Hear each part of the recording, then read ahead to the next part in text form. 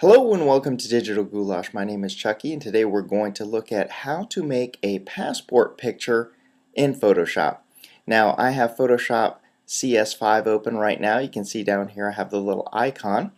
Now what we're going to do is we're going to create a file first, and you can do this by going to the File, New menu. You can also use Command N or Control N to start your new image. Now whatever you want to name it, you can go ahead and name it. I'll just name mine passport.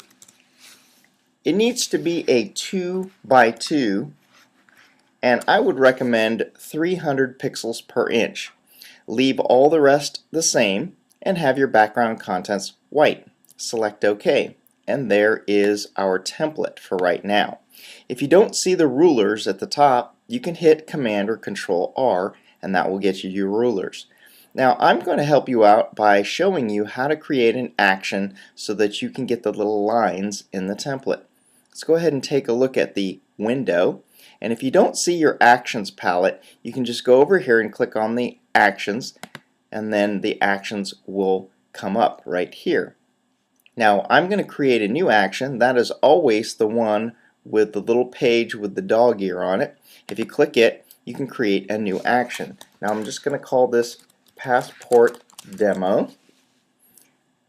When you click record, what's going to happen is it's going to start recording any action that you type on the keyboard or select from the Photoshop menu. So I'm going to select record now, and then we're going to add some grid lines here that's going to help us create our passport photo.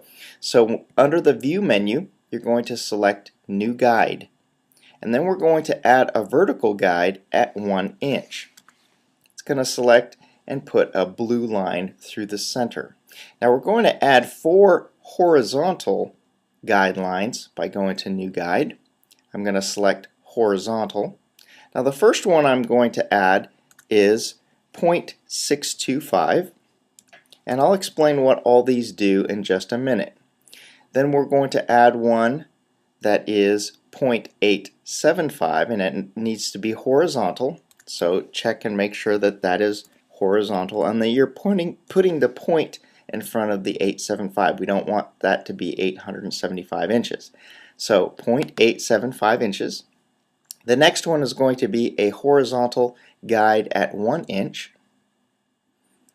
And then finally, if you go to View, New Guide, we're going to add it at 1.375 inches.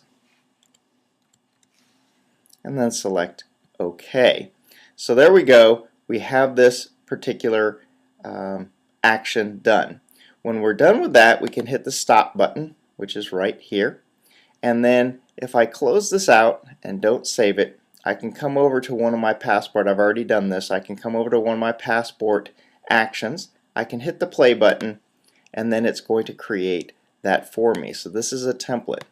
Now I took a picture of one of the guys that's here with me, and that was taken against a light beige or a white background, and that's what the Department of State requires you to do. And then I'm going to open that up in another file. So let's go ahead, I'm going to grab that, I'm going to drag it down to Photoshop, and it's going to open it in Photoshop. Now right now you can't see these. I've got this and I've got this, but I need to see these in separate windows. A couple different ways you can do that. You can go up to Window, Arrange, and float all in windows, and you can also go and drag this off the dock, and it will put the two windows. Now one of the reasons why you have to see both of these windows is because you have to drag one on top of the other one. So I'm going to go ahead and grab this, I'm going to drag it on top of this. Now the problem is I took this with a modern digital camera, and it is huge. So I'm going to have to resize this.